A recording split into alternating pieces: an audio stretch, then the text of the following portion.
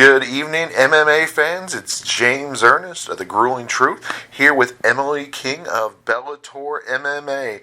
Emilee, how's it treating you tonight?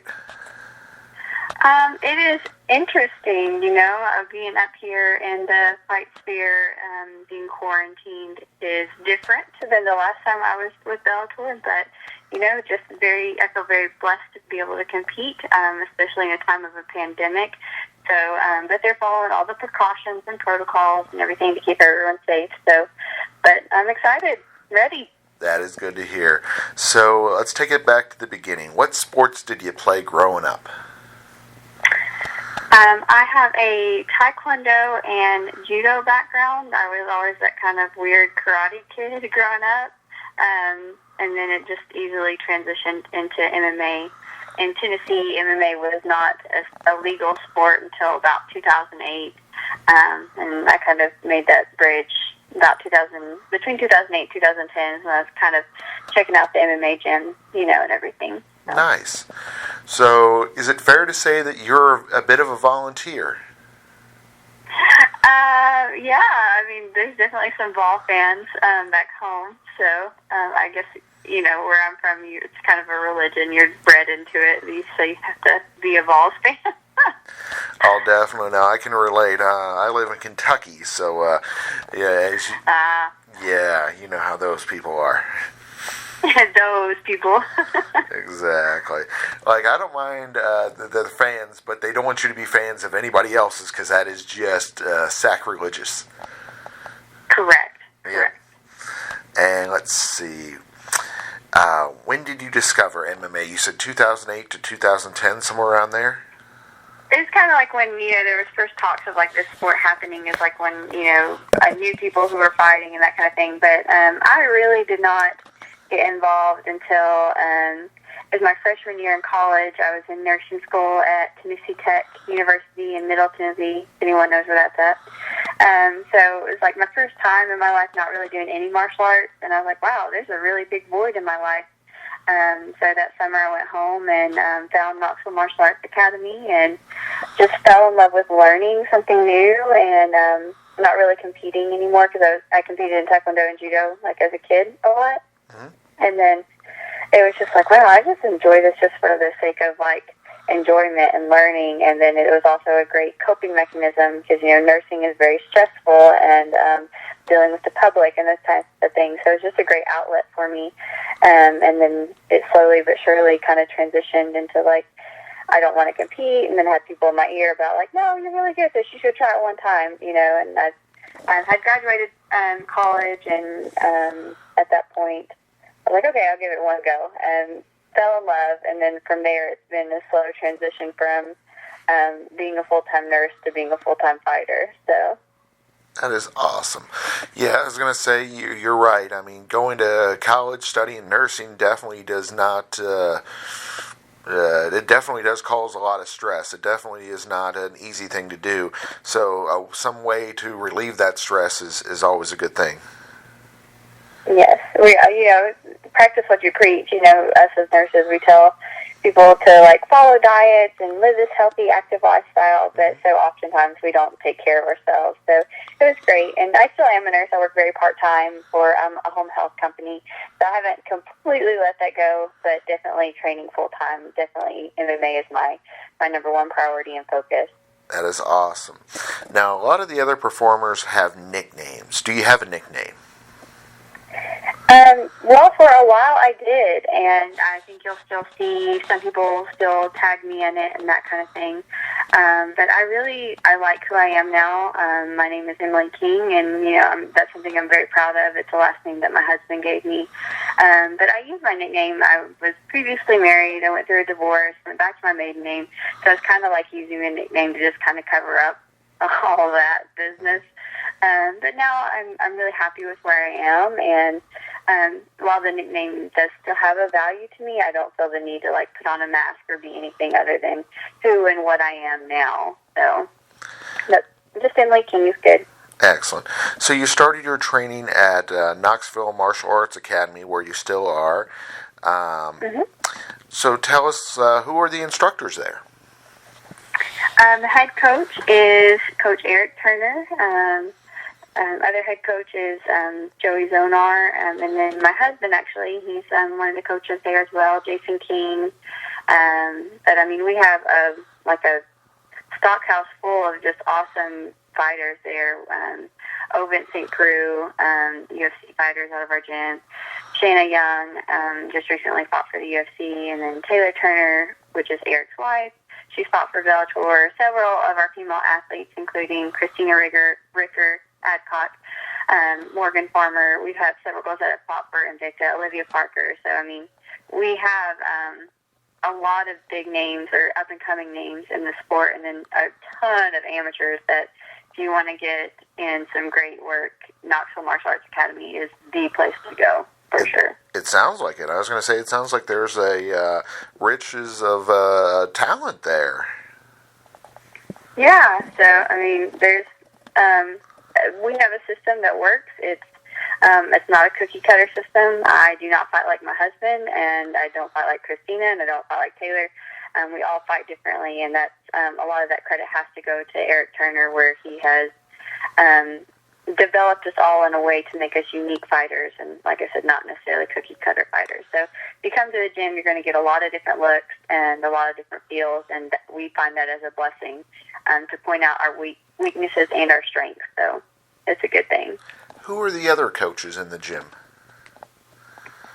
That's really it. Just Eric Turner and Joey Zonar. We have a wrestling coach that wrestled at Penn State, John Laboranti. He comes in from time to time, does wrestling seminars, and has traveled with some of us fighters and things like that. But mostly Eric, yeah. So you started out 0-4. Did you ever consider quitting? My pro record, it was a little upside down there for a bit. I guess it's the same with like how I got started in martial arts. I was just that weird kid that never knew when to stop. So I mean, if you're at rock bottom, it's only up to go, right? So the first 3 losses were MMA, and then I had like 1 kickboxing loss. So to me, the kickboxing one was just for fun. So everyone says, well, that doesn't really count. But I took 0-3 as starting out as a pro, and then I've hit like a 4-fight win streak now. And each time we compete, our gym in general is very process oriented. We're not necessarily outcome oriented. And I've had just people that believe in me and have faith in me and have pushed me. And so after every fight, win or lose, we go back to the drawing board. Okay, what can we make better? How do we do this better? What's our next step? And as long as you're coachable and you can listen, you can go really far. And I hope that my record is a accurate representation of that. It doesn't matter where you start. You just have to keep going and be smart about it. Oh, definitely. I mean, you got that right. You got a great winning streak going. You're now at 500. What was different with the process? Was there anything really dramatically different, or was it just it took time? It can take time, and I mean, you have to be a well-rounded individual. So I mentioned it earlier, like at the start of my pro career, that was also the beginning of my divorce. And so I had a lot of just places in my life that were not evenly balanced, and just getting my bearings and getting my life off the mat together and putting back the pieces the way that they could be properly aligned shows in the cage. I'm a properly aligned fighter. I fight better when I'm better outside of the cage. Better people make better fighters, and I think I can represent that as well. I hope to, anyway. Nice. Speaking about making better fighters, speaking of a place where there are, I mean, just a wealth of talent. Valor MMA. Tell us a little bit about that. What did you learn from your time there? I am so indebted to Valor. I mean, they work very hard to make good matchups and to make fights happen. I remember last May, I fought Anastasia Bruce at Smoky Stadium, which was an outdoor venue, and there were so many things that could have caused that card to get canceled, between the weather and just there's just so many hiccups, but the team and the support behind it of everyone pitching in and just making it happen, their fighter mentality there is amazing. but Tim Loy's a great matchmaker, and then Eric Turner owns that promotion as well. So Valor has been invaluable, and I don't know how else to say that. You got your big break at Bellator 238. How were you able to capitalize on it so well? Well, that one was interesting because my husband was fighting the same night, directly after me. So I was, again, surrounded by people who love and support me unconditionally. But it was kind of unique in that there was this, not pressure, but like this urgency of like roll in, roll out kind of thing. Like I have to go in there and get my job done because I want to watch my husband compete. And it made for a really fun fight, in my opinion. But I knew Ava Knight was going to be a game opponent. She was a renowned boxer and super, super class act. I will speak very highly of her as well. But it was just a fun fight. And so striking versus grappling is what it kind of boiled down to. But it was good. So do you prefer to have nights where you both fight, or is it better to do one at a time? I think if we have our preference, we will always do one at a time. But having someone at home who understands the life that you live and has literally done it too and has done it longer than you and has wisdom in the sport is invaluable. So I love my husband dearly for many reasons, but one of them is he is a fighter as well, and he knows what it feels like. So when we're both dieting, it can be a little tense at definitely. times, but it makes our relationship stronger at the end of it, and I wouldn't trade our experiences in and out of fight camps for anything. You mentioned striking versus submission. Obviously, you're the submission side of that, right? I do like to hunt a submission. That's kind of my MO. If you watch any of my fights, that's what I do. But I'm not afraid to strike either. I mean, I have a Taekwondo background, so I have an end game that I like, but that's not my only game. So, yeah, for the most part, I would say that. But again, don't want to put myself in a box or limit myself because MMA is such a broad sport, and you can improve in all these areas, which is why I love to compete in it. To me, it's more of the mental game of like playing chess with your body versus like the violent aspect of the sport. Exactly. Yeah, I agree with you. It is definitely, a well-rounded sport, and to be a success like you've been, you have to be a well-rounded fighter. However, 3 out of your last 4 have been decided by submission. What have you been, do you focus on that training, or is that just that's where the opportunity had been?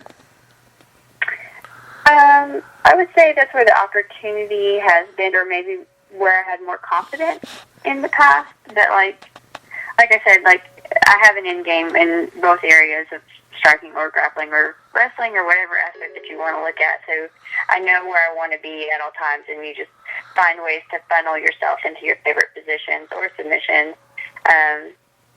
But not at the same time not passing up an opportunity if it presents itself. Like I think my first pro win was Ashley Samples. She hit me with a straight punch that was probably the hardest punch I think I've ever taken in my life. And so that takedown was out of sheer desperation. So that one was definitely more of an opportunistic submission than a controlled setting. But then in my other fights, they were more methodical, a little more planned out. Even the decision against Shauna Lee Ormsby was planned. You know, we wanted to go. A lot of my fights had ended in the first round, and coach was really like, "I really want you to try to go all the way with this one." So I was like, "Okay, test out the deep water, see what that's like." And so that fight was a great experience there as well. So we didn't really have a game plan and try to stick to it as best as we can, Lord willing, and that's what we're going to do. Excellent. Yeah, I was going to say game plans are definitely important. Earlier we were talking about how things have changed. At 238 was just the traditional Bellator show. Now with 252, things are different. How has the week leading up to it been different? The timeline's different. We definitely had to come out here a little bit earlier. We got in on Saturday. I'm trying to remember what day it is. I've been locked in this hotel since we got here.